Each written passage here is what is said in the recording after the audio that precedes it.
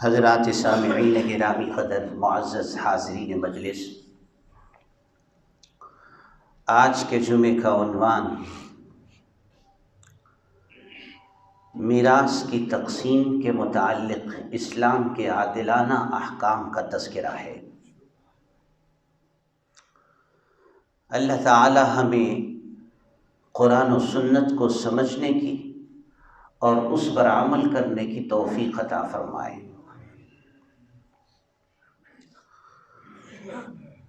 زمانہ جاہلیت میں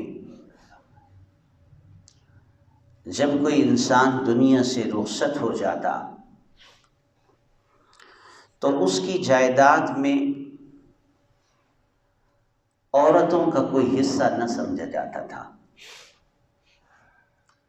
جو عرب جاہلی معاشرے کا تذکرہ تاریخ اور سیرت کی کتابوں میں منقول ہے،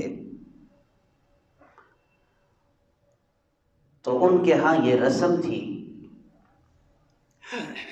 کہ ان نوجوانوں کو وراثت کا حصہ ملتا تھا جو جنگ کرنے والے، جو لڑنے والے اور حملہ آور ہونے والے تھے۔ کہتے تھے کہ مرنے والے کی وراثت صرف اس کو دی جائے،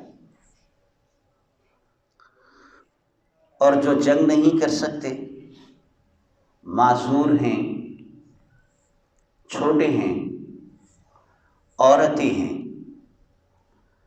تو ان کو وراثت میں سے کوئی حصہ نہیں دیا کرتے تھے۔ اسی طرح جو یہودی اور عیسائی اپنے آپ کو اہل کتاب کہتے ہیں، ان کے بنائے ہوئے طریقے کے مطابق بھی صرف مردوں کو حصہ دیا جاتا تھا، عورتوں کو حصہ وراثت سے محروم رکھا جاتا تھا۔ اور یہود اگرچہ اس کے متعلق تورات اور اپنی کچھ سابقہ کتابوں کے حوالے بھی پیش کرتے ہیں، مگر ہمارے خیال کے مطابق انہوں نے اپنی کتابوں میں کافی تبدیلیاں کر لی ہیں اور تحریفات ہو چکی ہیں۔ تو شاید یہ بھی انہی کی تحریفات پر مبنی ایک حکم ہو،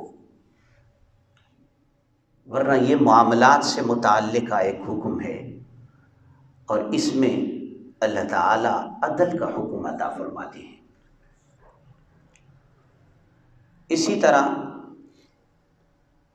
ہندوؤں کے ہاں بھی یہ رسم ہے کہ وہ بھی عورتوں کو وراثت میں سے حصہ نہیں دیتے،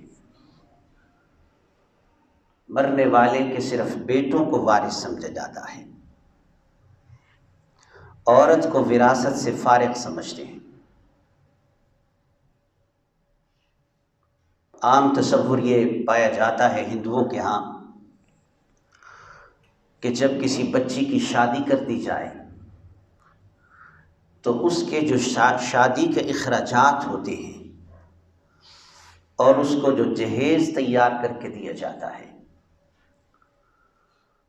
تو اس جہیز کی تیاری اور شادی کے اخراجات، ان ایکسپنسز اور خرچوں کے متعلق ان کے ہاں یہ تصور تھا کہ یہ باپ کی وراثت میں سے زندگی میں اسے حصہ مل گیا اور وہ فارغ ہو گئی۔ ہاں، اگر بچی چھوٹی ہے، اس کی شادی نہیں کی گئی، باپ نے اپنی زندگی میں اس کا نکاح نہیں کیا،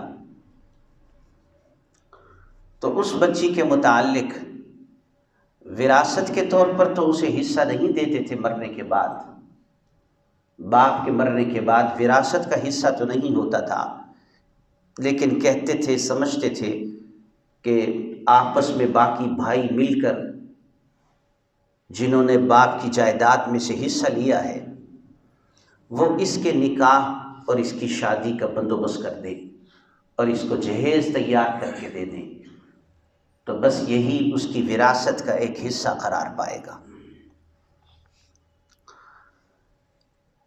جب اسلام آیا تو اسلام نے ان تمام رسومات کا خاتمہ کر کے معاشرتی ناہمواریوں کو دور فرمایا، اور جہاں اسلام نے تقسیم دولت کے متعدد مقامات پر عدل و انصاف کے احکام دیے، سود کا خاتمہ کیا، جوے بازی کے ممانعت کا حکم جاری کیا، غرر اور غیر یقینی کانٹریکٹ کے بارے میں اسلام نے واضح تعلیمات دیں، وہاں تقسیم وراثت کے حوالے سے جو بے اعتدالیاں ہوتی تھیں اور ظلم اور بے انصافی ہوتی تھی عورتوں کے ساتھ، یتیموں کے ساتھ، بچوں کے ساتھ، اسلام نے ان سب مسائل میں بھی عادلانہ احکام دیے، اور قرآن مجید کا یہ حکم ان تمام احکام کے لیے ایک جامع حکم کو واضح کرتا ہے۔ اللہ تعالیٰ فرماتے ہیں اعدلوا هو اقرب للتقوی،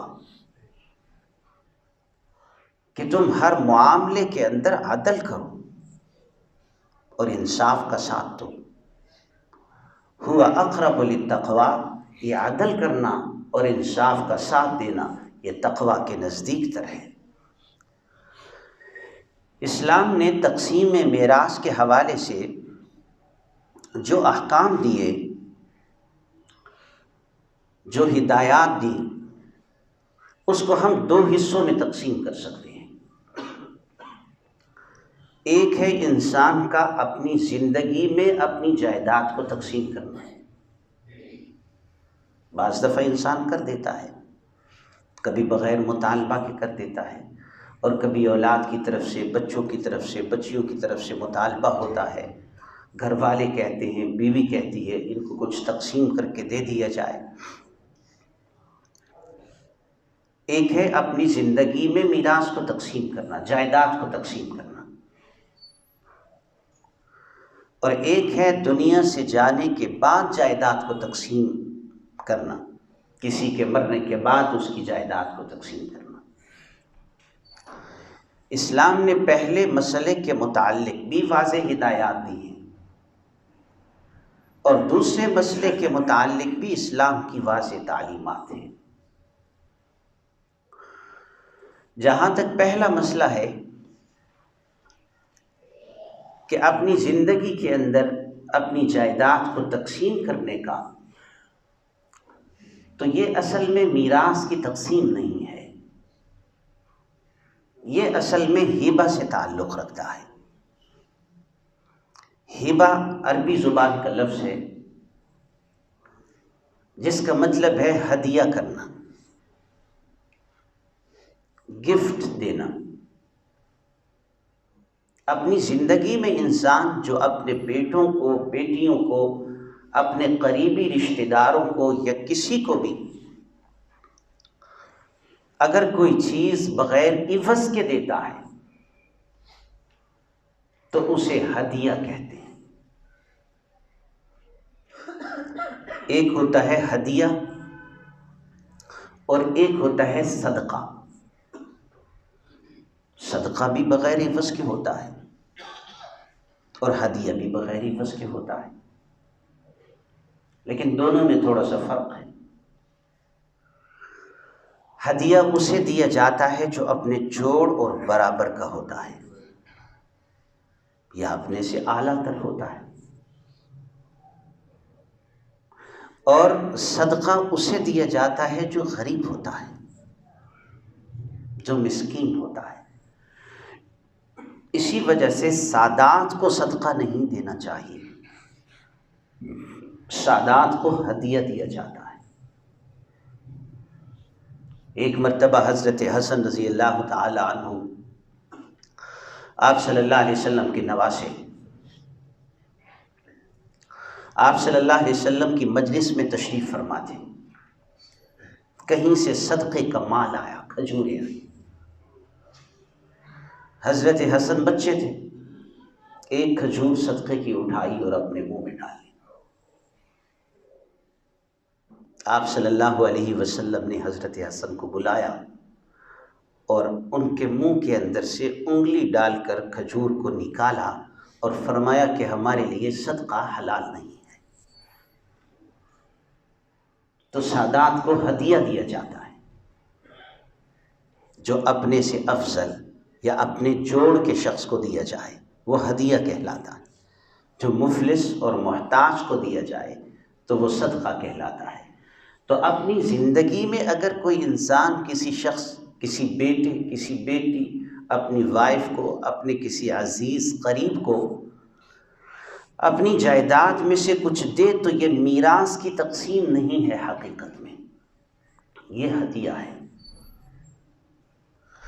اور ہدیہ دینے کے متعلق شریعت کا ضابطہ یہ ہے کہ اپنی تمام اولاد کو برابر ہدیہ دینا چاہیے،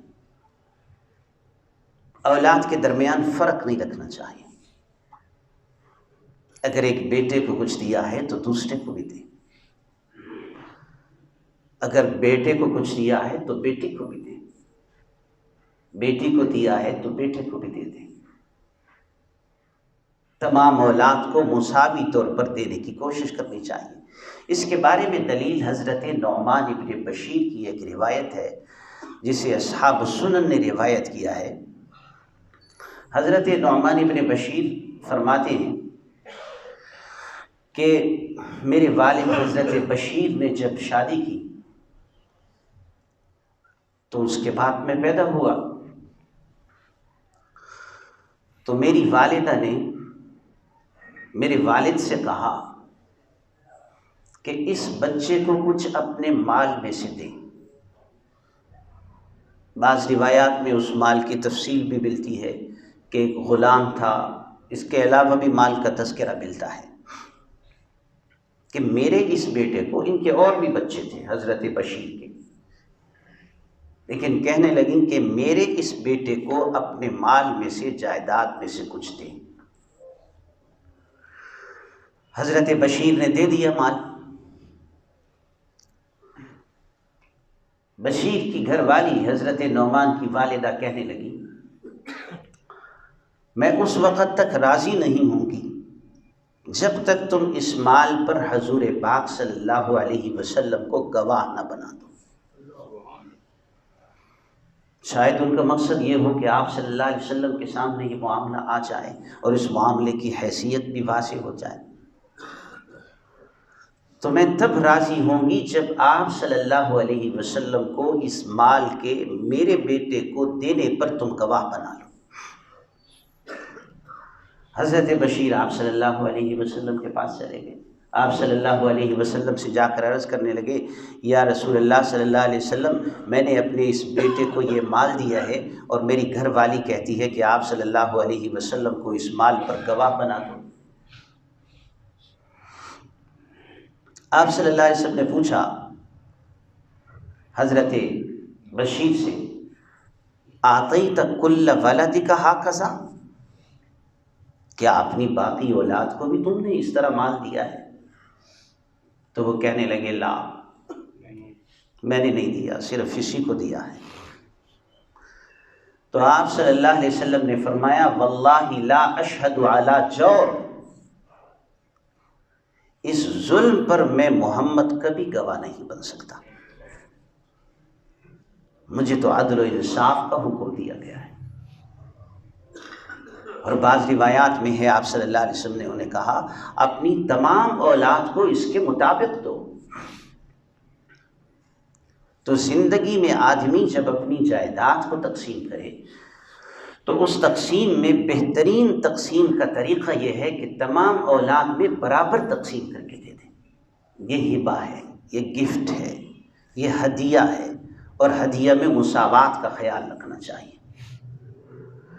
حضرات فقہاء کرام فرماتے ہیں کہ اگر کوئی وراثت کے حصوں کی ترتیب کے مطابق بھی اپنی زندگی میں تقسیم کر دیتا ہے کہ میرے مرنے کے بعد جس طرح سے ان کو حصے ملیں، میں ان حصوں کا اعتبار کرتے ہوئے اپنی زندگی میں اپنی جائیداد کو تقسیم کر جاؤں تو اس کی بھی گنجائش ہے، مگر بہترین طریقہ یہ ہے کہ سب کے درمیان میں مساوی اور برابر تقسیم کریں اس حدیث کے مطابق۔ لیکن اگر حضرات فقہائے کرام فرماتے ہیں اگر کسی بیٹے میں کوئی ایسی بات یا بیٹی میں کوئی ایسی بات موجود ہو جو ترجیح کا باعث بنے، جیسے کوئی بیٹا معذور ہے، جیسے کوئی بیٹا زیادہ غریب ہے، جیسے کوئی بیٹا کسی خدمت دین میں مصروف ہے، جیسے کوئی اور وجہ ترجیح موجود ہے، تو اس کو باقیوں کی نسبت زیادہ دے سکتا ہے، ترجیح دے سکتا ہے اس کو، لیکن باقیوں کو بھی دے، محروم کسی کو کرنا جائز نہیں ہے۔ تو اپنی زندگی میں اپنی جائیداد کو تقسیم کرتا ہے اگر، تو اس کی تقسیم کا یہ طریقہ کار ہے۔ تو ایک تو یہ پہلو ہو گیا کہ اپنی زندگی میں اپنی جائیداد کو تقسیم کریں۔ دوسرا تقسیم جائیداد کا پہلو ہے کسی کے دنیا سے جانے کے بعد اس کی جائیداد کی تقسیم۔ زمانے جاہلیت میں جیسے میں نے عرض کیا کہ بیٹیوں کو محروم کر دیا جاتا تھا، جائیداد میں ان کا حصہ نہیں ہوتا تھا۔ ایک واقعہ پیش آیا، حضور صلی اللہ علیہ وسلم کے ایک صحابی جن کا نام تھا سعد بن ربیع، آپ صلی اللہ علیہ وسلم کے ساتھ ایک غزوہ میں جہاد کرتے ہوئے شہید ہو گئے۔ حضرت سعد بن ربیع رضی اللہ تعالیٰ عنہ، ان کی بیٹیاں تھیں دو، اور جاہلیت کے دستور کے مطابق ان بیٹیوں کے چچا نے، یعنی حضرت سعد بن ربیع کے بھائی نے، حضرت سعد کی ساری جائیداد پر قبضہ کر لیا، کنٹرول کر لیا، اور بیٹیوں کو حصہ وراثت سے محروم کر دیا۔ حضرت سعد کی بیوی ان بیٹیوں کی والدہ آپ صلی اللہ علیہ وسلم کی خدمت میں حاضر ہوئی اور حاضر ہو کر عرض کرنے لگی، یا رسول اللہ صلی اللہ علیہ وسلم، یہ سعد کی بیٹیاں ہیں، اور سعد آپ کے ساتھ جہاد کرتے ہوئے غزوہ احد میں جام شہادت نوش کر گئے۔ اب یہ یتیم بیٹیاں ہیں، ان کے نکاح کا معاملہ ہے، اور اللہ کے رسول ان کے پاس کچھ مال نہیں ہے۔ جو مال ساتھ چھوڑ کے گئے تھے وہ سارا کا سارا مال اس کے بھائی نے سنبھال لیا ہے۔ تو آپ صلی اللہ علیہ وسلم نے فرمایا اللہ اس کے متعلق حکم نازل فرمائے گا۔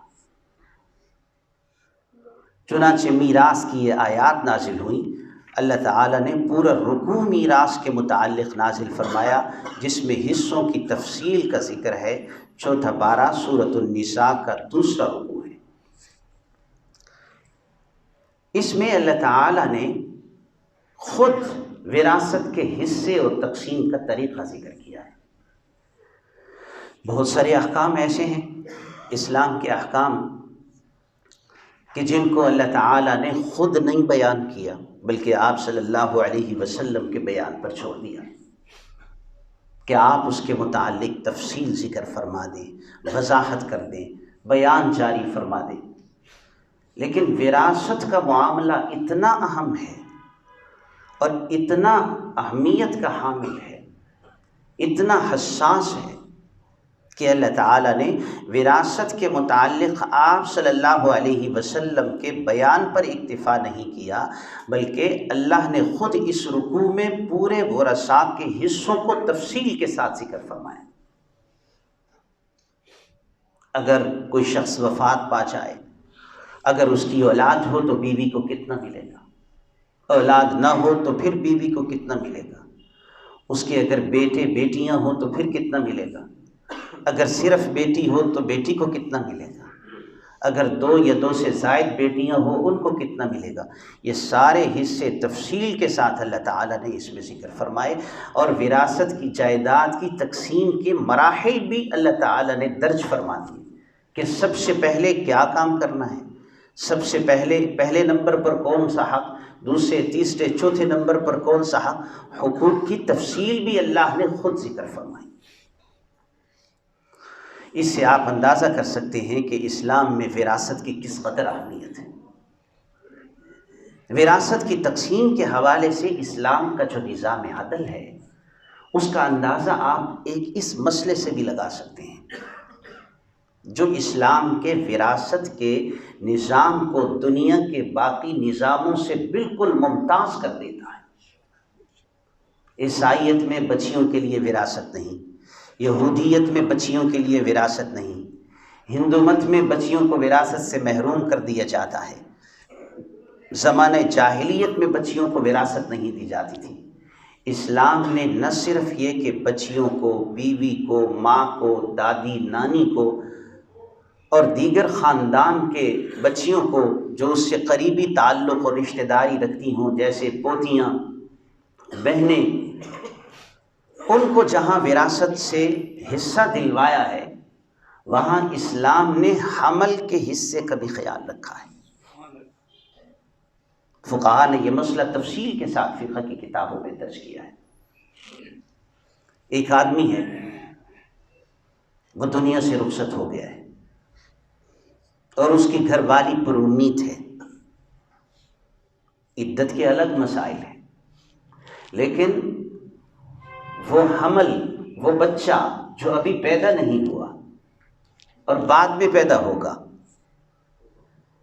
جب اس شخص کی وراثت کو تقسیم کیا جائے تو اسلام نے کہا ہے کہ اس بچے کا بھی حصہ دو، جس وقت یہ پیدا ہو تو اس بچے کی بھی جائیداد ہو۔ اس کے متعلق بھی تفصیلی احکام احادیث میں اور فقہ کی کتابوں میں مذکور ہیں، اور اس پر فقہاء نے بڑے تفصیلی طور پر کلام کیا ہے۔ اس کے مختلف پہلو، سوالوں کے جواب، مثلاً اگر بیوی پر امید ہے اور ابھی پتہ نہیں ہے کہ وہ بچہ ہوگا یا بچی ہوگی تو پھر وراثت میں کس طرح سے اس کا حصہ نکالا جائے، اس کے بھی احکام فقہاء نے فقہ کی کتابوں میں لکھے ہیں کہ جس کو زیادہ حصہ مل رہا ہو وہ تصور کر کے اس کا حصہ رکھ لو محفوظ کر کے، اگر وہ پیدا ہو جائے زیادہ حصے والا ہے تو اس کو دے دو حصہ، اور اگر کم حصے والا ہے، بچی ہے یا بالفرض پیدائش سے پہلے ہی وہ دنیا سے چلا جاتا ہے تو باقی ورثاء تو موجود ہیں، ان ورثاء کے درمیان میں جو رہ جائے اسے تقسیم کر دیا جائے۔ تو یہاں تک اسلام کے عادلانہ احکام ہیں وراثت کی تقسیم کے حوالے سے۔ اسلام نے جس قدر عادلانہ احکام دیے ہیں، اگر ہم اپنے طرز عمل اور کردار کو دیکھیں تو ہم اسی قدر اسے نظر انداز کر رہے ہیں۔ زکوٰۃ دینے والے کچھ حضرات ہیں، دے دیتے ہیں، نماز پڑھنے والے بھی کچھ حضرات ہیں، 5% ہوں گے، 6% ہوں گے نماز ادا کرنے والے، اور نماز پڑھنے والوں میں سے زکوٰۃ دینے والے بھی شاید 1% ہوں جو صحیح حساب و کتاب کر کے زکوٰۃ ادا کرتے ہیں۔ لیکن بڑے بڑے دینی ذہن رکھنے والے اور علماء سے تعلق رکھنے والے وہ لوگ بھی وراثت کی صحیح تقسیم کے مطابق اپنے آپ کو تیار نہیں کرتے، حالانکہ اللہ کا حکم ہے انصاف کرو۔ اور وراثت کے ان احکام کو تفصیلی طور پر ذکر کرنے کے بعد اللہ تعالیٰ نے آخر میں یہ ارشاد فرمایا، تلک حدود اللہ، یہ سب اللہ کی حدیں ہیں، جو اللہ اور اللہ کے رسول کے احکام کی تابعداری کرے گا اللہ تعالیٰ اسے جنت میں داخلہ نصیب فرمائیں گے، اور جو اللہ تعالیٰ کے احکام کی خلاف ورزی کرے گا اور اللہ کی حدود سے تجاوز کرے گا اللہ تعالیٰ اس کو آگ میں داخل کریں گے اور وہ ہمیشہ اس میں رہے گا۔ تو وراثت کے احکام کو تفصیل کے ساتھ ذکر کرنے کے بعد اللہ نے انہیں اپنی حدود قرار دیا اور اس پر عمل کرنے والوں کو جنت کی خوشخبری سنائی، اور اس سے انکار اور انحراف کرنے والوں کو جہنم کے بارے میں عذاب کے متعلق آگاہ کیا۔ تو وراثت کے احکام پر عمل کرنے کے حوالے سے اسلام میں اس کی بہت بڑی اہمیت ہے۔ جب بھی کوئی آدمی فوت ہو جائے تو اس کے 4 حقوق اس کی جائیداد سے وابستہ ہوتے ہیں۔ سب سے پہلا حق، اس کے کفن دفن کے مناسب اخراجات اس کی جائیداد سے نکالے جا سکتے ہیں، اس کے چھوڑے ہوئے مال سے ادا کیے جا سکتے ہیں۔ اگر کوئی رشتہ دار، کوئی قریبی شخص یا کوئی رفاہی ادارہ، کوئی فلاحی تنظیم اپنے طور پر ان ایکسپنسز کو برداشت کر لیتے ہیں تو ٹھیک ہے، لیکن میت کی چھوڑی ہوئی جائیداد سے اس حق کو ادا کیا جا سکتا ہے، یہ اس کا رائٹ ہے۔ اس کے کفن، اس کے دفن، تدفین، قبر اور اس کے یہ جتنے انتظامات ہیں، مناسب اخراجات، مناسب اخراجات میں آئے گا اس کے کفن کا بندوبست کرنا، اس کی قبر کا بندوبست کرنا، اس کی قبر کو بند کرنے کے حوالے سے مناسب اخراجات۔ جو اس کے اوپر لوگ فضول خرچی کر لیتے ہیں، قبر تو ہوتی ہے آخرت کی یاد دہانی کے لیے، وہ تو اس لیے نہیں ہوتی کہ وہاں پر کوئی عالی شان محلات تعمیر کیے جائیں اور اس کو ٹائلیں لگا کر خوبصورت ایک ایسا گھر بنایا جائے جو فکر آخرت سے انسان کی غفلت کا سبب بنے۔ آپ صلی اللہ علیہ وسلم نے قبروں کو پختہ بنانے سے منع فرمایا ہے۔ آپ صلی اللہ علیہ وسلم نے صحابہ کی جو قبریں بنائی تھیں وہ بالکل غیر پختہ قبریں تھیں، تو مناسب اخراجات نکالے جائیں، اور اس میں جو فضولیات ہمارے لوگوں نے اپنی طرف سے شامل کر رکھی ہیں وہ اس میں داخل نہیں ہیں۔ لیکن المیہ یہ ہے کہ ہمارے کچھ دوستوں نے ایسی چیزوں کو اس میں شامل کر رکھا ہے جن کا دین و مذہب سے دور کا تعلق بھی نہیں ہے۔ ایک نوجوان، اس کا نام عیسائی تھا، اللہ نے اسے ہدایت نصیب فرمائی، میں نے اس کا نام رکھا خالد۔ کچھ عرصے بعد اس کی بیوی بھی مسلمان ہو گئی، پھر کچھ عرصے میں وہ اپنے سارے بچوں کو لے آیا، اس کے بچے ماشاءاللہ اب حافظ قرآن بن گئے ہیں۔ تو اپنے باقی رشتہ داروں میں بھی اس نے اسلام کی محنت کی، اللہ تعالیٰ نے اسے قبول کیا۔ اس کی ایک عزیزہ فوت ہو گئی، غریب تھے بیچارے لوگ، ایک 1.5 مرلے کے مکان میں قیام پذیر تھے، ہمارے کچھ دوستوں نے ان کا تعاون کیا، مکان بھی ڈال کے دیا ان کو۔ بہرحال ان کی ایک عزیزہ فوت ہو گئی جو مسلمان ہو گئی تھی، تو اس کی گھر والی ہمارے گھر میں آئی اور ہمارے گھر والوں سے روتے ہوئے کہنے لگی کہ ہمارے جو محلے دار ہیں یعنی مسلمان، وہ کہتے ہیں کہ تم نے یہ کام یہ کام یہ کام اگر نہ کیا تو اس کی تو بخشش ہی نہیں ہے، تو ہمارے پاس تو اتنے پیسے نہیں ہیں، اب بتائیں ہم کیا کریں۔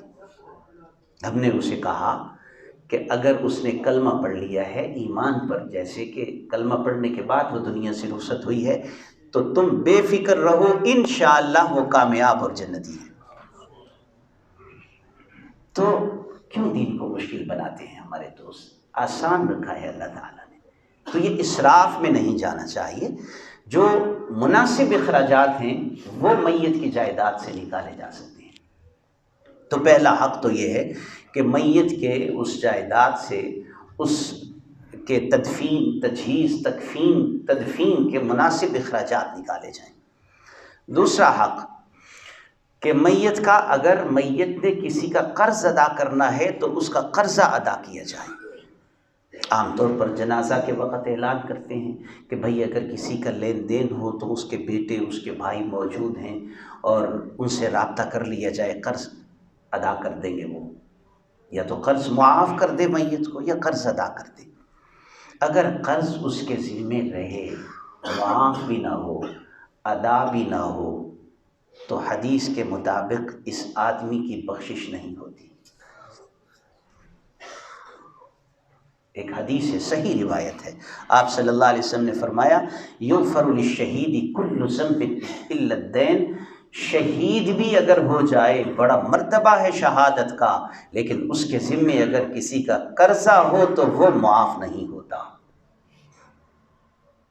آج کل ہم نے قرضے کو بڑا ہی آسان سمجھا ہوا ہے، بلکہ قرض لینے کے لیے آفر ہوتی ہے، کریڈٹ کارڈ، خود اگر کسی کی بیلنس شیٹ جو ہے وہ اچھی ہو، بینک بیلنس کی اگر اس کا جو ہے اکاؤنٹ بہتر ہو تو بینک مینیجر اس کو خود آفر کرتا ہے، آپ کریڈٹ کارڈ لے لو، آپ قرض لے لو۔ قرض لینے کی حوصلہ افزائی نہیں کی گئی اسلام میں۔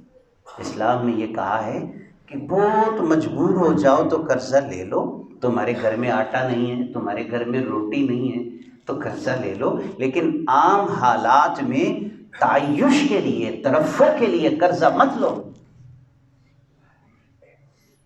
جس کے پاس جیب میں کریڈٹ کارڈ ہوتا ہے تو وہ ضرورت کے لیے عام طور پر قرضہ نہیں لیتا۔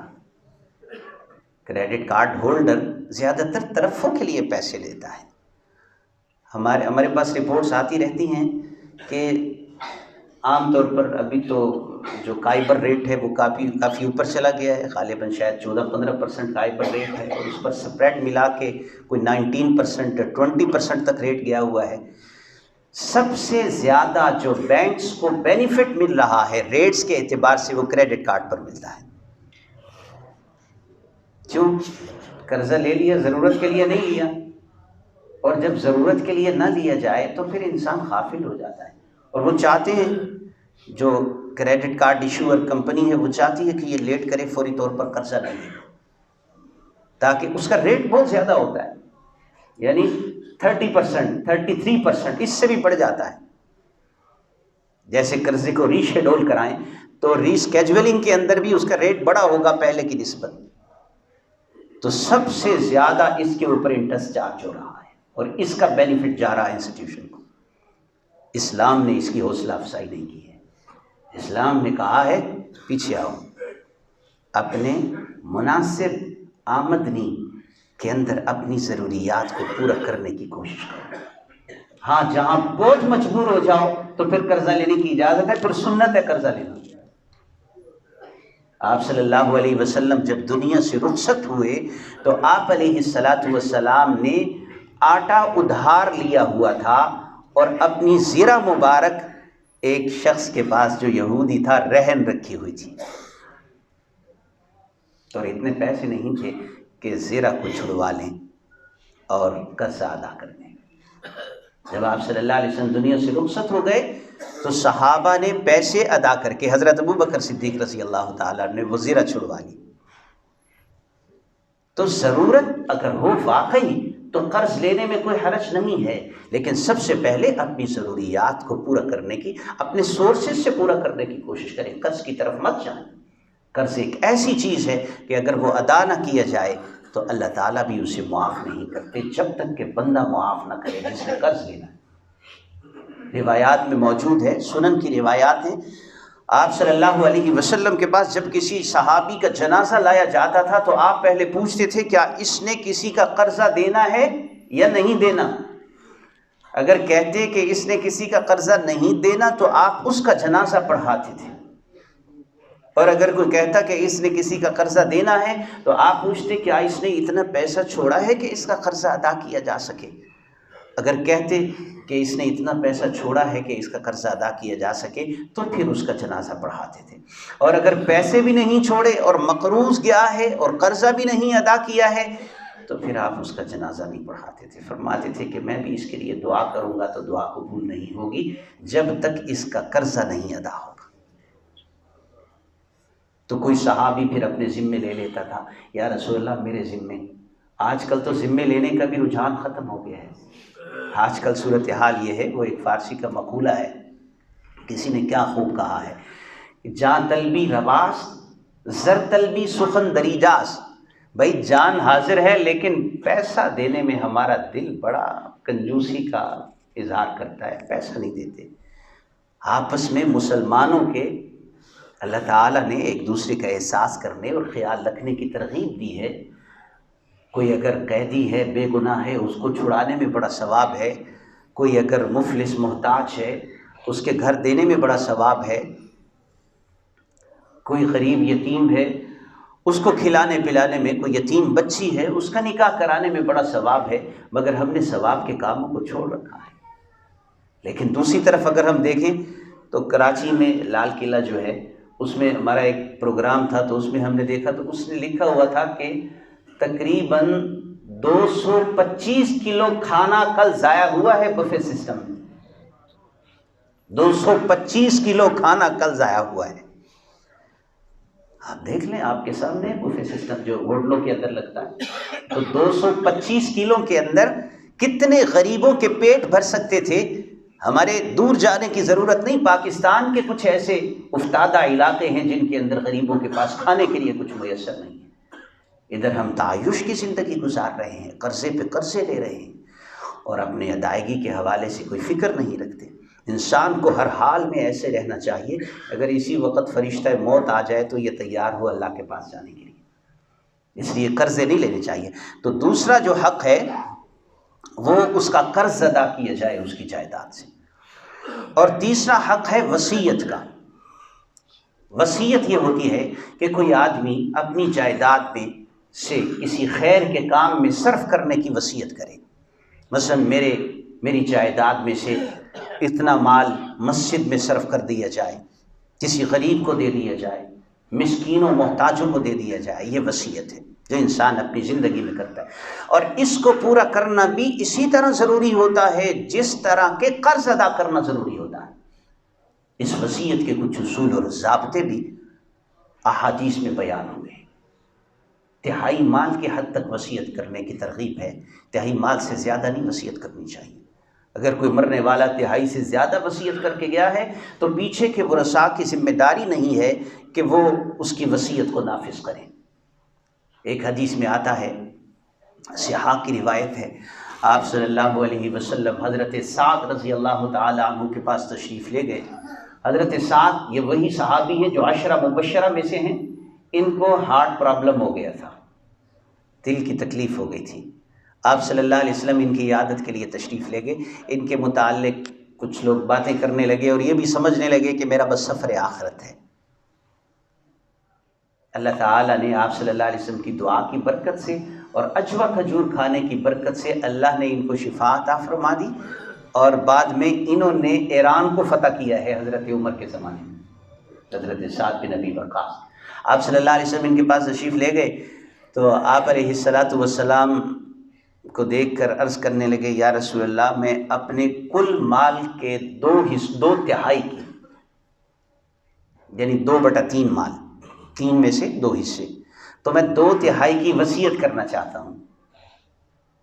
آپ صلی اللہ علیہ وسلم نے فرمایا کم کر۔ عرض کرنے لگے، اچھا میں آدھے مال کی وصیت کرنا چاہتا ہوں۔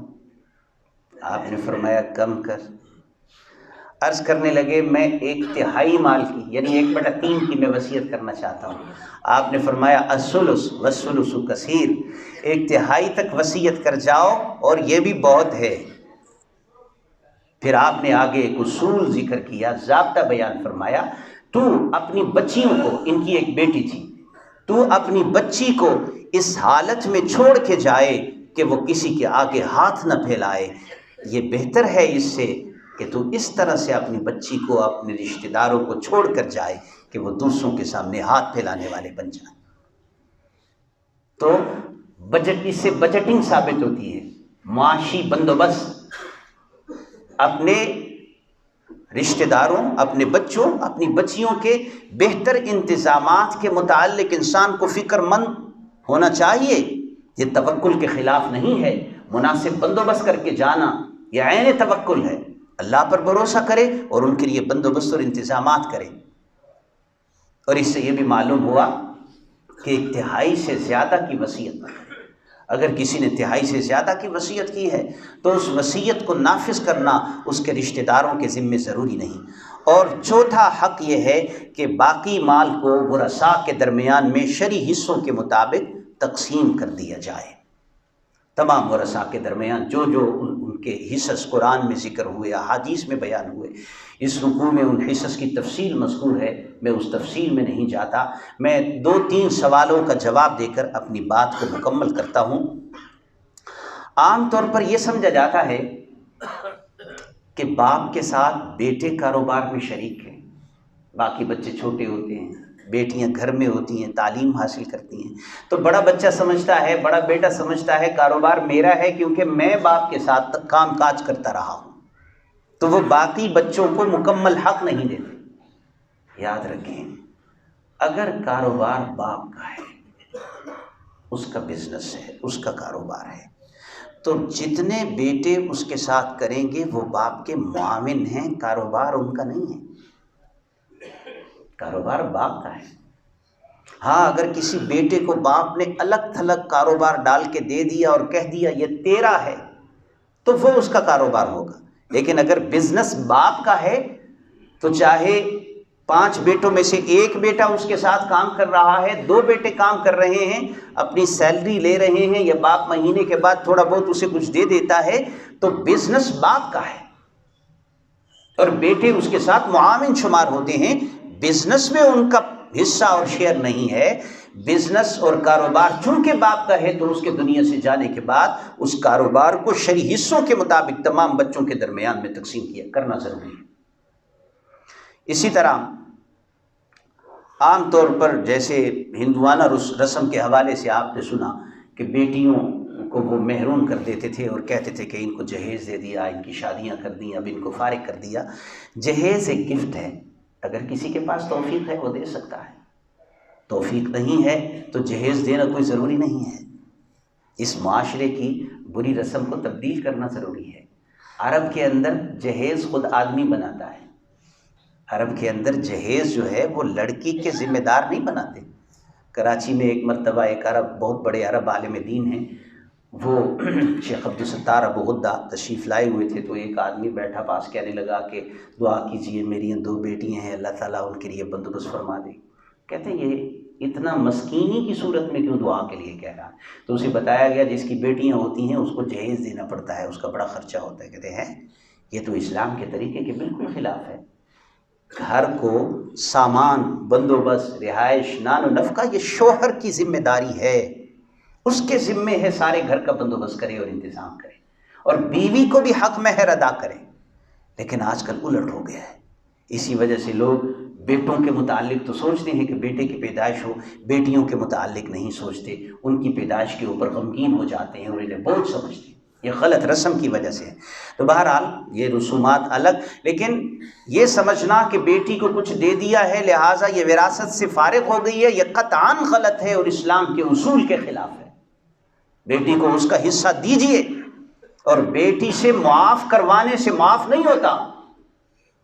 بھائی یہ سمجھتا ہے کہ میں نے معاف کروا لیا ہے، اس کے اوپر اخلاقی دباؤ ڈلواتا ہے، بعض ایسی بھی صورتیں بناتا ہے کہ اچھا چل ٹھیک ہے حصہ لے لے، بعد میں پھر ملنا جلنا ختم، پھر تیرے باپ کا گھر نہیں ہے یہ تو حصہ لے کے فارغ ہو گئی، جب تک حصہ نہیں لیا تیرے باپ کا تھا، حصہ لے لیا تو ختم ہو گیا۔ تو وہ بیچاری کہہ دیتی ہے کہ چلو ملنا جلنا ختم نہ ہو تو میں اس کو کہہ دیتی ہوں یاد رکھیے معاف نہیں ہوتا، اور باپ کے ذمے، اس بھائی کے ذمے یہ دین اور قرض رہتا ہے۔ اور حدیث میں نے آپ کو سنا دی، آپ صلی اللہ علیہ وسلم نے فرمایا جس نے کسی وارث کو میراث نہیں دی اللہ تعالیٰ اس کو اس کی جنت کی میراث سے محروم فرما دے گا۔ اللہ تعالیٰ ہم سب کو توفیق عمل عطا فرمائے۔ وآخر دعوانا